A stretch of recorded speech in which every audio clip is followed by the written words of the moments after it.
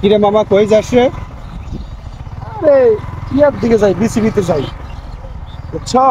BCB রাস্তা তো এটা না রে মামা, ভুলভাল রাস্তা যাইতেছ কিনলে। ও মা, বিসিবি যদি ভুলভাল স্কোয়াড দিতে পারে, টি-20 স্কোয়াড, তাহলে আমি ভুলভাল রাস্তায় গেলে সমস্যা কি বাবা কও?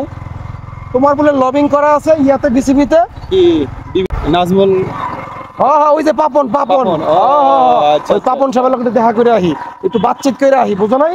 আরে কি মানে স্কোয়াড দিল, একটু স্কোয়াড বিষয়ে একটু আলোচনা করে আহি। তোমার না ভালো লবিং আছে, তা ভাবলাম তোমার লবিংটা একটু কাজে লাগাই। ওই কাজে লাগানোতে একটু যাই, একটু আলোচনা করে আহি। চলো যাওয়া যাক। হ্যাঁ চলো। মামা কিরে মামা? আজকে মনে হয় আর যাওয়া হইতো না, যে গরম। আরে বাবা, একদম পচা একটা গরম। তাই ভাবলাম একটু পানি খায় নি, একটু স্যালাইন পানি, নাহলে যাইতেও পারবো না। সেই শক্তি থাকবো না, শক্তি শক্তি শক্তি ক্রিয়েট করি এই যে পানি দিয়া আর এই যে স্যালাইন দিয়া, ওর স্যালাইন দিয়া। আচ্ছা যাই হোক, আমার তো আর এই স্পন্সার করে নাই, কাজে আমি নাম দেওয়া মুখে যাই খাই।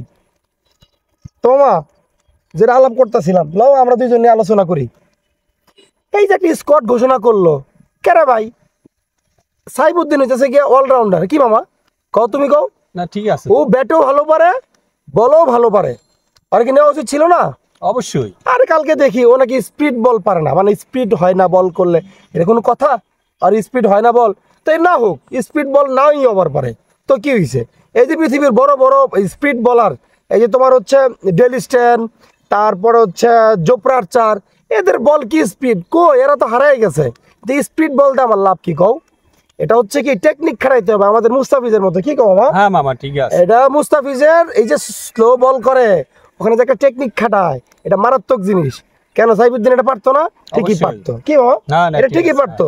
মিরাজও সেম। আজকে দেখো মিরাজ রেদে আমরা কি করাইছি, এই কি কয়, এই ওপেনিং ব্যাটসম্যান করাইছি, ওপেনিং এ নামাইছি। আমাদের ওপেনিং নাকি ঠিক নাই, তাহলে ওপেনিং যে নামাইছি আমরা, আজকে মিরাজ রে ঠিকই টি-20 স্কোয়াডে রাখলাম না কেন? আমার কও, তুমি কও, এটা কোন যুক্তিতে মিরাজরে আমরা এই স্কোয়াডে রাখলাম না? এটা যুক্তিসম্মত হইলো? না, আচ্ছা একটু যুক্তিসম্মত পানি খায় নি, পরে আলোচনা করতেছি। বাবা একটু তুমি স্যালাইনটা বানাইতে থাকো। আচ্ছা মিরাজ কি বলবো আর, মিরাজের কি কেরিয়ার কি শেষ হয়ে গেল নাকি? আমার ধারণা নাই, ধারণার বাহিরে।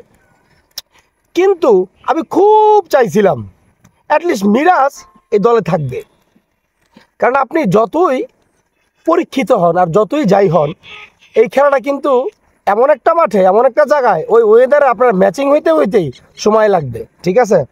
তো আসলে সবারই নতুন করে পরীক্ষা দিতে হবে ওই মাঠটাতে, ওকে? আমি চাইছিলাম পার্সোনালি যে মিরাজ আর নয়তো বা সাইফুদ্দিন দলে থাকা উচিত ছিল। নতুন নতুন প্লেয়ারকে না নিয়া পুরান প্লেয়ার দিয়ে কাজে দিত। কেন পুরান প্লেয়ারদের কাজে দেয় মামা? হ্যাঁ, মামা। মাহমুদুল্লাহ রিয়াদ তার জ্বলন্ত প্রমাণ। মাহমুদুল্লাহ রিয়াদ আমরা বাদ দেই, কোন স্কোয়াডে রাখি না। আজকে তো ঠিকই মাহমুদুল্লাহ রিয়াদকে রাখতে বাধ্য করছি আমরা, বা বাধ্য হয়েছি। কেন বাধ্য হয়েছি?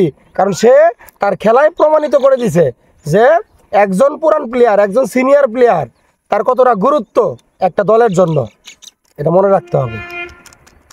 তবে আমরা তো আবার ফকির নি, আমরা তো আবার লজ্জা কম। আমরা এই বাংলাদেশ হারলেও খেলা দেখবো, জিতলেও খেলা দেখবো, শরম ছাড়া আমরা আসলে। তারপরেও খেলা দেখবো, ওই ঘুরে ফিরে ওই বিসিবি যা বলবে তাই হবে। আসলে আমরা যত আলোচনাই করি কাজ হবে না। যাক, খেলা শুরু হয়ে যাবে মনে হয়। যাই, খেলা দিন খেলা শুরু হবে, খেলা দেখে আসবো রে। আল্লাহ হাফেজ। আল্লাহ হাফেজ।